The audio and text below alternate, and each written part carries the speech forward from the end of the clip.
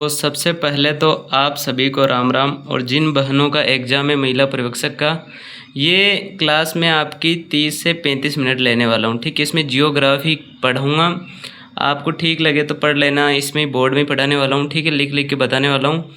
लेकिन आपसे मेरा ये वादा है, अगर आप 30 मिनट या 35 मिनट इस वीडियो पे टिके रह जाते हो या इसको अच्छे से देख लेते हो तो आपको जियोग्राफी में एग्ज़ाम में आप जैसे ही पेपर दोगे वापस आओगे तो इतना ज़रूर कहोगे कमेंट करके कि भाई इससे बहुत फ़ायदा हुआ इस क्लास से। मैं जो चीज़ें आपने रट रखी है आसान चीज़ें वो नहीं पढ़ाऊँगा, उनसे हट के चीज़ें जो पढ़ तो रखी है आपने लेकिन बहुत कम पढ़ रखी है, तो इसे देख के जाना। या आपको लाखों की भीड़ से थोड़ा अलग कंपटीशन में ले जाएगी, ठीक है। और जिसको नहीं पढ़ना वो भी जा सकता है, ठीक है, बीच में छोड़ के मत जाना, ठीक है। तो चलिए शुरुआत करते हैं शुरू में, ठीक है। राजस्थान की लंबाई के बारे में पढ़ते हैं शुरू में, ठीक है। तो राजस्थान ये हो गया उत्तर, दक्षिण, पूर्व, गलती हो गई, पूर्व, पश्चिम, ठीक है। ये लंबाई आपको पता है, ये पता है, ठीक है। ये लंबाई है 850, कितनी, उत्तर पश्चिम वाली, ठीक है। और ये 850 हो गई। और जो ये वाली लंबाई है 784 है, उत्तर पूर्व से दक्षिण पश्चिम, ठीक है। ये बात क्लियर, 850 और 784, ये पता ही आपको, 826, 869, ठीक है। तो इसको मिटाते हैं, थोड़ा मैं ऐसे ही पढ़ाऊँगा, मिटाते जाऊँगा और लिखते जाऊँगा, थोड़ा एडजस्ट कर लेना, ठीक है। अब बात करते हैं क्षेत्रफल से रिलेटेड कुछ तथ्यों के बारे में जो एग्जाम में पूछा जाता है कथनात्मक या किसी भी रूप से, ठीक है। राजस्थान का जो क्षेत्रफल है ना, किसका, राजस्थान का क्षेत्रफल किन किन देशों के बराबर है। सबसे पहले तो आपको ये ध्यान रखना है किन देशों के बराबर है, तो जर्मनी और नॉर्वे, इन देशों के तो बराबर है अपना क्षेत्रफल, ठीक है। इन दोनों के तो बराबर है राजस्थान का क्षेत्रफल, ठीक है। और राजस्थान का क्षेत्रफल 2 गुना किससे, 2 गुना किससे, तो वो है इंग्लैंड, किससे, इंग्लैंड, जिसे ब्रिटेन भी कहा जाता है, ब्रिटेन भी आ सकता है एग्जाम में, ठीक है, ब्रिटेन, ठीक है। इससे इंग्लैंड से 2 गुना है, ये बात आपको पता होगी, ठीक है। और 2.5 गुना है किससे, नेपाल से। मैं अब ज़्यादा लिखूंगा नहीं क्योंकि लिखने में परेशान होते, आप देख लो, वैसे भी एग्जाम आपका 24 को, जल्दी जल्दी देख, एक बार और देखना। 2.5 गुना किससे, अपना राजस्थान नेपाल से 2.5 गुना बड़ा है, ठीक है, ये बात ध्यान रखना। और एक देश है चेकोस्लोवाकिया, थोड़ी मिस्टेक हो सकती है, नाम में एडजस्ट कर लेना। इससे राजस्थान 3 गुना बड़ा है, कितना बड़ा है, 3 गुना, ठीक है। और श्रीलंका से 5 गुना बड़ा है, श्रीलंका से कितना गुना बड़ा है, 5 गुना, ठीक है। और बेल्जियम, कौन सा देश है, बेल्जियम है, इससे 21 गुना बड़ा है, कितना गुना, बेल्जियम से तो बहुत बड़ा है, 21 गुना बड़ा है, ठीक है। इजराइल, इजराइल में आपको पता है युद्ध वगैरह चल रहे थे तो वहाँ पे खतरा रहता है, तो इससे 17 गुना बड़ा है, कितना गुना बड़ा है, 17 गुना बड़ा है, ठीक है। और भूटान, भूटान से 8 गुना, इसी में देखो बूटा 8 की ध्वनि आ रही है, भूटान से कितना गुना बड़ा है, 8 गुना। इजराइल में खतरा है तो 17 गुना बड़ा, ठीक है। इसको मिटा देता हूँ। आप विश्वास रखिए यहाँ से अगर पेपर ईजी बना तो कम चांस है क्वेश्चन बनने का, लेकिन अगर पेपर मॉडरेट बना या ठीक ठाक बनाना तो यहाँ से क्वेश्चन पूछे जाने की संभावना प्रबल है, ठीक है। अब बात करते हैं राजस्थान को कितने भौतिक प्रदेशों में बांटा गया, ठीक है। सबसे पहले किसने बांटा राजस्थान को भौतिक प्रदेशों में, वीसी मिश्रा ने, किसने, वीसी मिश्रा के द्वारा, ठीक है। कितने भौतिक प्रदेशों में बांटा गया, तो 7 भौतिक प्रदेशों में। कब बांटा गया, 1967-68 में, ठीक है। किस किस में बांटा गया ये सब आपको अच्छे से पता है, वो मैं नहीं बताने वाला। अब बात करते हैं मरुस्थल की, ठीक है।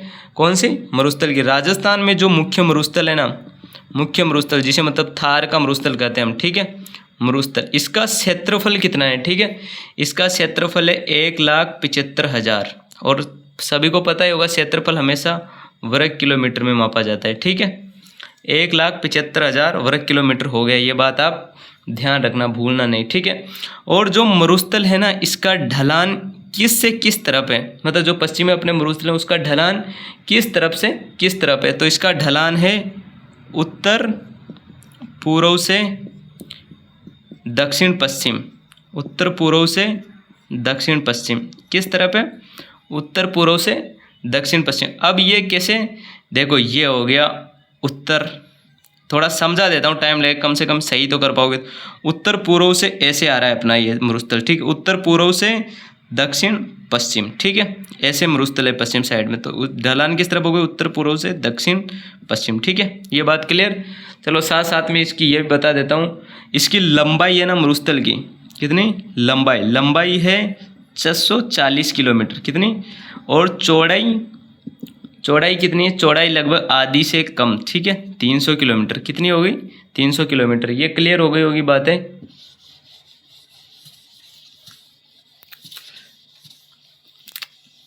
आप एग्जाम से आने के बाद ज़रूर बताना कि इस आधे घंटे क्लास से आपको कितना फ़ायदा हुआ, ठीक है। अब एक है शुष्क मरुस्थल प्रदेश। कौन सा? शुष्क मरुस्थल का भाग है शुष्क मरुस्थल प्रदेश। अबे लिख लेना, तुम समझ जाओगे, ठीक। शुष्क मरुस्थल प्रदेश, इसमें बालू का स्तूप युक्त प्रदेश कितना है? तो ये है 58.50, कितना? 58.50%। और स्तूप युक्त हो गया, बालू का स्तूप मुक्त, इसमें से कितना बचा? अभी ये निकाल दो, जो बचा वो रह गया, ठीक है। 41.50%, ठीक है। ये बातें क्लियर। चीज़ें तो बहुत है जियोग्राफी में, लेकिन मैं आपको उतनी की पढ़ाऊँगा जो आपके एग्जाम के ओरिएंटेड है, मतलब पूछी जा सकती है। अब बात करते हैं हम बालू का स्तूप से रिलेटेड। कौन सी? बालू का स्तूप से रिलेटेड बात है, ठीक है। जो पहला पॉइंट है तारानुमा बालू का स्तूप, ये पूछे जाते हैं एग्जाम में, वही बता रहा हूँ। कौन से बालू का स्तूप? तारानुमा बालू का स्तूप। तारानुमा बालू का स्तूप है ना, ये कहाँ कहाँ पाए जाते हैं? तो सूरतगढ़ गंगानगर हो गया एक, तो सूरतगढ़, ठीक, और एक मोहनगढ़ हो गया। इन दोनों जगह पूछा, इन दोनों अगर एग्जाम में आता है, इन दोनों के अलावा आपको अदर ऑप्शन नहीं मिलेगा। मिलेंगे तो ये दोनों ही मिलेंगे, वरना आपको ये क्वेश्चन पूछा ही नहीं जाएगा। ये बात आप ध्यान में रखना, ठीक है। दूसरी बात करते हैं अनुप्रस्थ। कौन सा? अनुप्रस्थ। मैं लिखूंगा नहीं, बालू का स्तूप आपको पता है, ये लिख दिया। ये समकोण पे बनते हैं, ऐसे हवा आ रही है, ऐसे आ रही है, यहाँ पे बनेंगे, ठीक है। अब ये कहाँ कहाँ बनते हैं? तो ये बनते हैं पुंगल बीकानेर, ठीक है, पुंगल बीकानेर। और बनते हैं रावतसर हनुमानगढ़। कहाँ? रावतसर हनुमानगढ़ में। और उसकी जगह शायद सूरतगढ़ में बनते हैं, सूरतगढ़। कौन सा हो गया? सूरतगढ़, ठीक है, गंगानगर, ठीक। ये तीनों याद रखने, इसके अलावा कोई दिक्कत नहीं है आपको अदर फालतू याद रखने की, ठीक है। इनके अलावा एक और है अनुधेरदे। कौन सा? अनुधेरदे बालू का स्तूप। कौन सा बालू का स्तूप हो गया? अनुधेरदे बालू का। ये हवा के समानांतर बनता है, ऐसे हवा चल रही है तो इसके समानांतर, ऊपर से हवा चल रही है तो ये समानांतर बनेगा, ठीक है। इसके प्रकार होते हैं अनुधेरदे, 3 प्रकार का होता है। एक तो सीप, ये भी बालू का स्तूप है, सीप। एक सीप हो गया पवन विमुख। एक और है पवन विमुख हो गया, सीप हो गया। और एक वनस्पति युक्त सीप हो गया। पवन विमुख जो पवन हवा चलती है उसके दूसरी साइड बनते हैं। वनस्पति युक्त जो वनस्पतियों के मतलब पास बनते हैं, ठीक है। इसे मिटा देते हैं। बोर तो नहीं हो रहे ना यार? बोर्ड बार बार हिल रहा है एक, तो तुम बोलो यार क्या भाई, मज़ा नहीं आया बिल्कुल, ठीक है। तीसरा हो गया बरखान। कौन सा बालू का स्तूप हो गया? बरखान। ये होता है, इसकी अर्धचंद्राकार होता है, इसकी मुख्य विशेषता है। कौन सा होता है? अर्धचंद्राकार होता है। कैसा होता है ये? अर्धचंद्राकार होता है। अब ये कहाँ कहाँ पाया जाता है? तो भालेरी कहाँ पे भाई? भालेरी चूरू में। भालेरी कहाँ है? चूरू में। ओसिया तो सबको पता होगा, जोधपुर में, ठीक। कहाँ पे? जोधपुर के अंदर, ठीक है। 1 मिनट गर्मी पूछ लेता हूँ यार। करणी माता हो गया, लूणकरणसर हो गया, लूणकरणसर जो कहाँ पे? बीकानेर में। कहाँ पे? बीकानेर, यहाँ भी पाए जाते हैं, ठीक है। तारागढ़ पढ़ाई दिया मैंने आपको। एक और याद रख लो इनमें, नेत्रक। कौन सा? नेत्रक बालू का स्तूप, ठीक है। ये हरियाणा से अपने सीमा टच होते हैं, उनके आसपास पाया जाता है, ठीक है। जैसे कौन सा हरियाणा से टच होते हैं ना, हिसार से, लिख भी देता हूँ, कभी कभी आ जाता है, हिसार से भिवानी तक, उसके बीच बीच के एरिया में ये पाया जाता है, ठीक है। एक और बालू का स्तूप याद रख लो, चलो, नेवखा। कौन सा? नेवखा बालू का स्तूप। ये कौन सा बालू का स्तूप है? तो इसमें क्या है, छोटी वनस्पतियाँ होती हैं, ये छोटी वनस्पति होगी, इसके चारों इधर से भी आएगा रेत, इधर से भी आएगा, इसके चारों जमा हो जाता है, और ये पश्चिमी राजस्थान में ही पाए जाते हैं ज़्यादातर, ठीक है। क्लियर? इसे मिटा देता हूँ।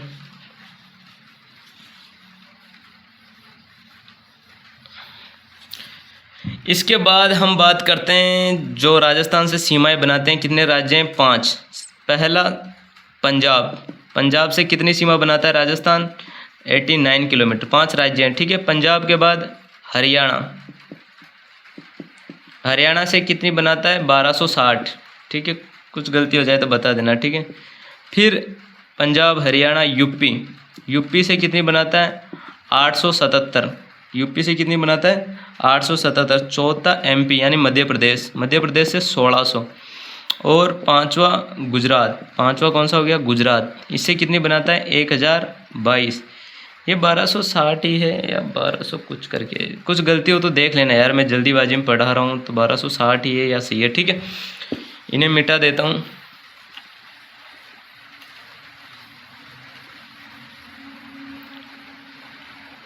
इसके बाद कुछ शब्दावली है, ये याद रखना।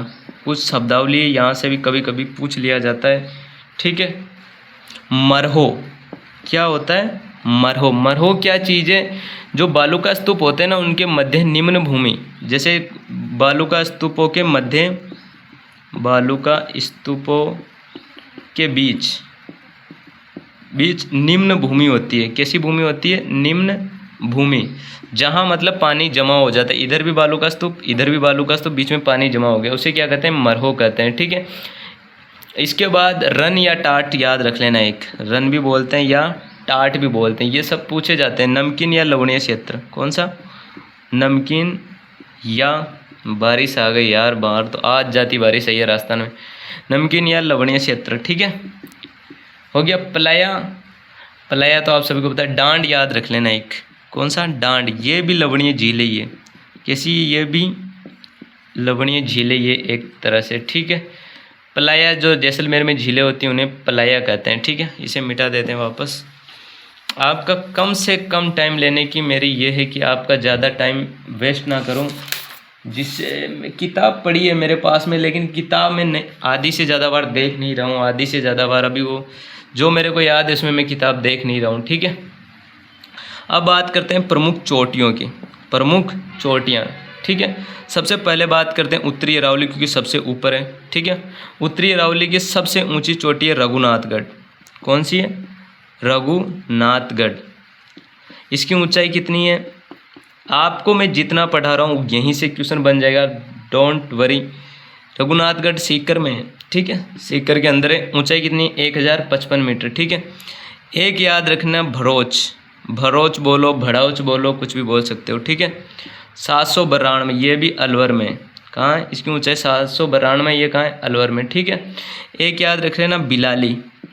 उत्तरी अरावली की बता रहा हूँ, ये बिलाली 775 मीटर इसकी ऊंचाई है, और कहाँ है? ये कोटपुतली बरोड में, ठीक है। अलवर ही बोल दो, अलवर या कोटपुतली बरोड, ठीक है। दोनों में से एक मिल जाएगा आपको।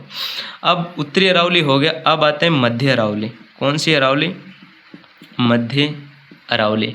मध्य अरावली को ज़्यादा आपको याद करने की ऐसे नहीं है, मतलब आराम से याद हो जाती है। इसकी सबसे ऊंची चोटी है टोडगढ़। कौन सी है? टोडगढ़, जो कहाँ पे है? ब्यावर में है। इसकी ऊंचाई है 933 या 34, दोनों में से एक आ जाता है, कभी 33 आता है कभी 34। टोडगढ़। इसे अन्य नाम से भी जाना जाता है, मोरियाई जी, मोरियाई जी या मोराम जी, या मोराम जी, ठीक। अगर लिखने में समझ में नहीं आ रहा हो तो आप आवाज़ से ही समझ लेना, ताकि आपका टाइम वेस्ट ना हो, ठीक है। अब बात करते हैं दक्षिणी अरावली। कौन सी अरावली? दक्षिणी अरावली। दक्षिणी अरावली गुरु शिखर, पहली गुरु शिखर सभी को पता है, बच्चे बच्चे। ऊंचाई 1722, कहाँ पर है? सिरोही में। कहाँ पर है ये? सिरोही में, सभी को पता होगा, ठीक है। और गुरु शिखर के 4-5 चोटियाँ याद रख लेना आप, ठीक है। ये मैं बताता हूँ। गुरु सीकर शेर, यहाँ से क्रम में क्वेश्चन पूछ सकता है। शेर 1597, मैंने तो इसे ट्रिक से याद कर रखा है, गुरु से दिल लगाओ ऐसे करके, ठीक है। ये भी सिरोही में, ये भी सिरोही में, ठीक है। गुरु सीकर शेर देलवाड़ा, देलवाड़ा, ठीक है। इसकी ऊंचाई कितनी है? 1442, ये भी सिरोही के अंदर ही है, ठीक है। चौथी चोटी हो गई जरगा, कौन सी हो गई? जरगा। ये इससे 42 से 11 कम कर लो, 1431। ये कहाँ पे है? जरगा, जरगा उदयपुर के अंदर है। जरगा कहाँ पे? उदयपुर। एक और याद रख लो, जरगा हो गई अचलगढ़, कौन सी? अचलगढ़। अचलगढ़ 1380, अचलगढ़ भी कहाँ है? सिरोही में है, अचलगढ़ सिरोही में। ये चोटी याद रख लो, ठीक है।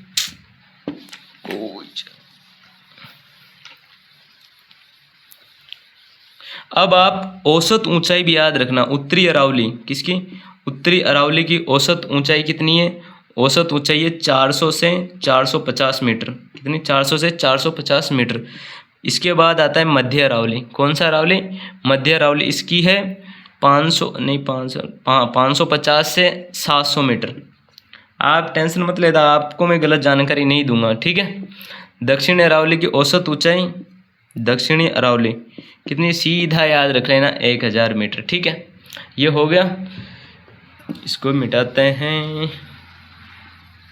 ये पहली क्लास है इस बोर्ड से, मतलब इतनी लंबी ले रहा हूँ, आपको थोड़ा बहुत परेशानी हो सकती है। अब कुछ प्रमुख पठार हैं, उनकी बात करते हैं, ठीक है। पहला तो है उड़िया का पठार, कौन सा पठार? उड़िया का पठार। ऊंचाई सभी को पता होगा 1360, और राजस्थान का सबसे ऊंचा पठार है। कैसा पठार है? सबसे ऊंचा पठार है, ये बात याद रखना, ठीक। एक पठार हो गया आबू का पठार, सभी को पता है, लिखवाने की जरूरत नहीं, सिरोही में, ठीक है। एक याद रखना भोराट का पठार, इसमें ऊंचाई नहीं, कहाँ से कहाँ तक ये पूछा जाता है, ठीक है। कुंभलगढ़ से, कुंभलगढ़ से ये गोगुंदा के मध्य है, गोगुंदा के मध्य ठीक है। भोराट कहाँ है? कुंभलगढ़ से गोगुंदा के मध्य, ये बात आपको याद रखनी है, ठीक है। एक याद रखना भाकर की पहाड़ियाँ, भाकर की, ठीक है। मैं पूरा नहीं लिखूंगा, आप समझ लेना। भाकर की, ये सिरोही में, सिरोही में जो तीव्र ढाल वाली पहाड़ियाँ होती हैं उन्हें भाकर कहा जाता है, ठीक है। हो गई भाकर। और एक ऐसा ही है भोमट, कैसा है? भोमट। भोमट क्या है? भोमट सिरोही से उदयपुर के मध्य का पठारी भाग है। कहाँ सा? सिरोही से उदयपुर तक। भोमट उदयपुर भी बोल सकते हो, लेकिन इसमें सिरोही से उदयपुर का जो मध्य का पठारी भाग है ना, उसे क्या कहा जाता है? भोमट कहा जाता है। इसे भी मिटाते हैं।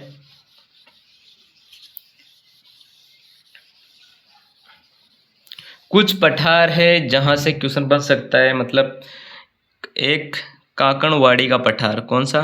काकणवाड़ी का पठार। काकणवाड़ी का पठार कहाँ है? अलवर में। कहाँ पर है? अलवर में, ठीक है, याद रखना। कंसुआ का पठार, कौन सा पठार? कंसुआ का पठार कहाँ है? सीधा कैसे? कंसुआ कैसे? कोटा। कंसुआ का पठार कहाँ है? कोटा में, ठीक है। एक हो गया पिंडमांट का पठार, पिंडमांट का पठार, ये कहाँ पर है? अरे फोन ही लिखे यार, ठीक है। पिंडमांट का पठार कहाँ है? रासमंद में। कहाँ पे भाई? कहाँ पे? रासमंद में, ठीक है। मेवल की पहाड़ियाँ, कौन सी पहाड़ियाँ? मेवल की पहाड़ियाँ डूंगरपुर और बांसवाड़ा के मध्य। किसके मध्य? डूंगरपुर और बांसवाड़ा के मध्य है, ठीक है। इन्हें मिटाते हैं। पठारों में इनसे बाहर क्वेश्चन नहीं मिलेगा आपको, डोंट वरी, बी हैप्पी, ठीक है। और क्या पढ़ाऊं?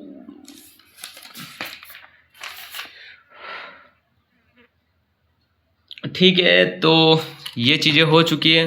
अगर आपको क्लास ठीक लगी या अगर आपको बोर्ड में नहीं समझ आया तो वो भी बताना, और अगर ठीक लगी तो मैं क्लास संस्कृति की भी बताऊं या आधे घंटे क्लास लाऊं या नहीं लाऊं, वो भी बता देना। अब मैं अपन पढ़ते हैं मौसम से संबंधित चीज़ें, मतलब लिख देता हूँ। सर्वाधिक दैनिक तापांतर, कहाँ का कितना तापमान वगैरह, वर्षा रेखा वगैरह, ये पढ़ते हैं, ठीक है। सर्वाधिक दैनिक तापांतर पता है, जैसलमेर सभी को। कहाँ पे? जैसलमेर। सबसे ज़्यादा गर्म, सबसे ज़्यादा ठंडा वही होता है। सबसे कम दैनिक तापांतर वो कहाँ का है? डूंगरपुर बांसवाड़ा का। कहाँ का है? डूंगरपुर बांसवाड़ा। दोनों में से एक ही मिलेगा, ठीक है। और सर्वाधिक वार्षिक तापांतर, दैनिक में वो आ गया, वार्षिक तापांतर वाला कौन सा है? वार्षिक तापांतर वाला है चूरू। कौन सा है? चूरू। सबसे गर्म जिला पूछें, सबसे गर्म जिला भी कौन सा है? चूरू। सबसे ठंडा जिला पूछें, सबसे ठंडा जिला भी कौन सा है? चूरू, ठीक है। अब बात करते हैं आंधियाँ, किसकी? आंधियों की। आंधियाँ भाई राजस्थान में दक्षिण पूर्व में, नीचे की साइड दक्षिण और पूर्व में सबसे कम आंधी आती है, ये बात तो आप सभी को पता ही है। और उत्तर पश्चिम की ओर जैसे जैसे जाते हैं आंधियों की संख्या बढ़ने लगती है, ठीक है। और सबसे कम, मतलब सबसे कम आंधियाँ कहाँ आती है? तो झालावाड़ में। सबसे कम कहाँ आती है?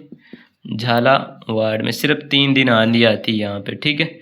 और सबसे ज़्यादा कहाँ आती है? श्रीगंगानगर। सबसे ज़्यादा कहाँ आती है? श्रीगंगानगर, लगभग 27 दिन भाई। कितने दिन? 27 दिन। ये बातें याद रखना। मिटाते हैं इसी के साथ इसको।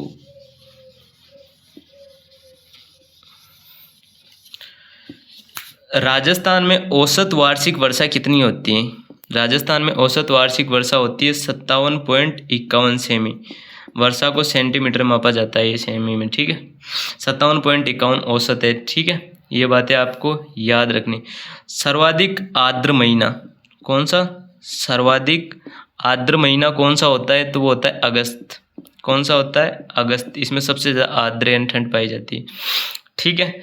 और न्यूनतम आर्द्र कौन सा? न्यूनतम आर्द्र महीना, न्यूनतम आर्द्र महीना कौन सा होगा? अप्रैल। कौन सा हो गया? अप्रैल हो गया। ये बात आप सभी को पता हो। सर्वाधिक वर्षा वाला स्थान माउंट आबू, सबको पता है। न्यूनतम वर्षा वाला फलोदी, सभी को पता है, ठीक है। किताब में क्या देखो, किताब में तो कुछ मिल ही नहीं रहा जल्दी से तुम्हारे लायक। चलो अब ये प्रमुख दिवस भी करवा देता हूँ जियोग्राफी में से, ठीक है। प्रमुख दिवस, यहाँ से भी क्वेश्चन बन जाते हैं कभी कभी। प्रमुख दिवस, यहाँ से आपको आधे घंटे से कम 2 से 3 या 5-6 क्वेश्चन मिल सकते हैं, देख लेना आप एग्जाम के बाद भले, ठीक है। सबसे पहले आ गया वानिकी दिवस। कौन सा? वानिकी दिवस। वानिकी दिवस कब? 21 मार्च। वानिकी दिवस कब हो गया? 21 मार्च हो गया। जल दिवस सभी को पता है। जल दिवस कब? 22 मार्च को। कब हो गया? 22 मार्च को, ठीक है। और विश्व मौसम दिवस कौन सा? विश्व मौसम दिवस। कौन सा दिवस? विश्व मौसम दिवस 23 मार्च को। कब हो गया? 23 मार्च को विश्व मौसम दिवस। पृथ्वी दिवस कौन सा हो गया? पृथ्वी दिवस 22 अप्रैल को। कब? 22 अप्रैल को, ठीक है। इसके बाद जनसंख्या दिवस कौन सा? जनसंख्या दिवस। जनसंख्या कब है? 11 जुलाई। जुलाई, इसको ऐसे भी क्या याद, जनसंख्या कैसे बढ़ती है? एक एक करके, ठीक है। और जुलाई में ही बढ़ती है ज़्यादातर, मतलब फ्री होते हैं आदमी, ठीक है। ओजोन दिवस कौन सा दिवस? ओजोन दिवस 16 सितंबर। 16 सितंबर, ठीक है। भूगर्भ जल दिवस कौन सा दिवस? भूगर्भ जल दिवस। भूगर्भ, वो जल दिवस अलग है, ठीक है। ये भूगर्भ जल दिवस है, ठीक है। ये कब है? 10 जून को। कब है? 10 जून को, ठीक है। कुछ चीज़ें 1-2 आपको और बतानी है जो मेरे को पता है, वहाँ से भी क्वेश्चन बन जाता है कभी कभी, ठीक है। मरु वृक्षारोपण, मरु वृक्षारोपण कार्यक्रम, मरु वृक्षारोपण कार्यक्रम ये 1978 में चलाया गया था, ठीक है। 10 जिलों में। कितने जिलों में चलाया गया था? 10 जिलों के अंदर चलाया गया था, ठीक है। इसमें 75-25 का अनुपात था। 75-25 मतलब ये केंद्र का अनुपात और ये राज्य का अनुपात, मतलब इतने पैसे इसमें जितने इन्वेस्ट हो गए ना, उन्हें 75 पैसे केंद्र देगा, 25% राज्य देगा, मतलब अपना राजस्थान देगा, ठीक है। ये चीज़ें भी याद रखना, ठीक है। ये हो गया। एक होता है वानिकी विकास परियोजना। कौन सी परियोजना चलाई गई राजस्थान में? वानिकी विकास परियोजना भी चलाएगी। कौन सी परियोजना? वानिकी विकास परियोजना चलाएगी। कब से कब तक? ये 1995 से 2002 तक। कब तक? 1995 से 2002 तक, ठीक है। अब हो गए। अब बात करते हैं प्रमुख वनों की कौन से वन में कौन से पौधे पाए जाते हैं, ये वगैरह यहाँ से भी क्वेश्चन बन जाता है। ठीक है, एक एक करके बात करते हैं। सबसे पहले बात करते हैं अर्धशुष्क। अर्धशुष्क, अर्धशुष्क को ये बात याद रखना, मानसूनी पतझड़ भी वन भी कहा जाता है। क्या कहा जाता है? मानसूनी पतझड़ वन। कौन से वन? मानसूनी पतझड़ वन। ठीक है, अब इसमें कौन कौन से पौधे पाए जाते हैं इन वनों में?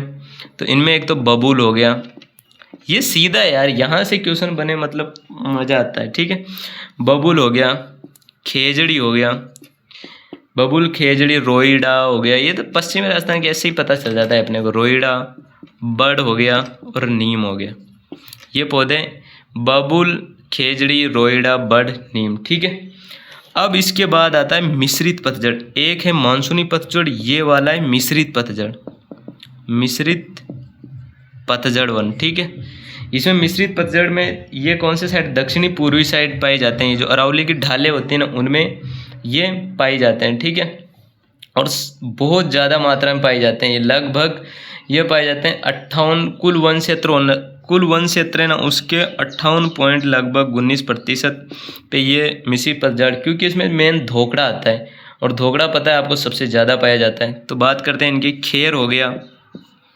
खेर के बाद नीम हो गया, तेंदू हो गया जिसे बीड़ी बनती है। ठीक है, धोकड़ा जो सबसे ज़्यादा पाया जाता है, धोकड़ा हो गया। ठीक है, ढाक प्लास हो गया, जंगल की आग ज्वाला, ढाक प्लास हो गया। ठीक है, और भी इसमें पाए जाते हैं जैसे अर्जुन का वृक्ष, जामुन, अर्जुन, जामुन। ठीक है, ये पाए जाते हैं। इसे मिटाते हैं एक सेकंड। अब बात करते हैं शुष्क सागवान। कौन से वन? शुष्क सागवान। शुष्क, ये वन है, मैं वन लिख नहीं रहा है, कभी कभी लिख रहा हूँ। ठीक है, शुष्क सागवान वन सभी को पता है दक्षिण में पाए जाते हैं। कुल वन क्षेत्र के 6.87% भाग पे, कितने भाग पे? 6.87।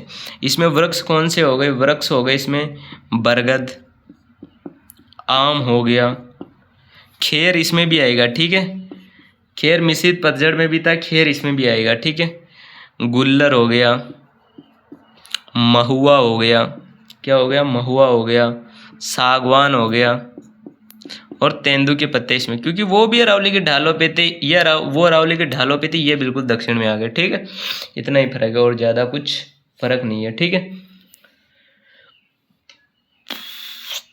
इसके अलावा तो क्या बताऊँ, बांस के बारे में जान लो। ठीक है, किसके बारे में? बांस के बारे में। इसका वैज्ञानिक नाम क्या है? बैम्बूसा वालगेरियस, बैम्बूसा वालगेरियस है शायद, वालगेरियस। ठीक है, बस सालर के वन कहाँ पाए जाते हैं? सालर के वन पाए जाते हैं उदयपुर में। सालर के वन कहाँ पाए जाते हैं?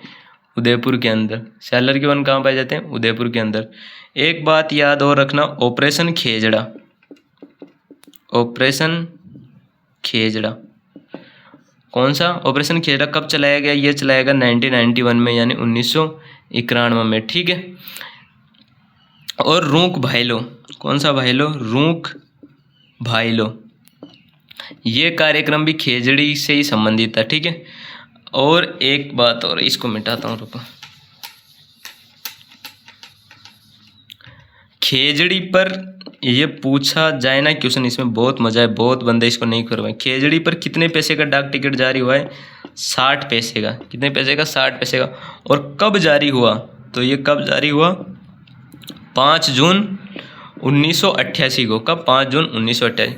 तो ठीक है, ये 30 मिनट की क्लास थी। अगर यहाँ से 2-3 क्वेश्चन भी फंसते हैं तो आपको बहुत फ़ायदा होगा। और बहनों, अगर आप इसको देख रही हो, पूरा देखा है यहाँ तक, तो बताना ज़रूर कि फ़ायदा हुआ नहीं हुआ। क्लास संस्कृति का बनाऊँ नहीं बनाऊँ, थोड़ी तबीयत ऐसे ही बोलने में दिक्कत हो रही है। ठीक है, आपको अगर ठीक लगा हो तो बता देना, बना दूँ। अगर ठीक नहीं लगा हो तो यह भी बताना कि क्या कमी रही। ठीक है, बाय बाय।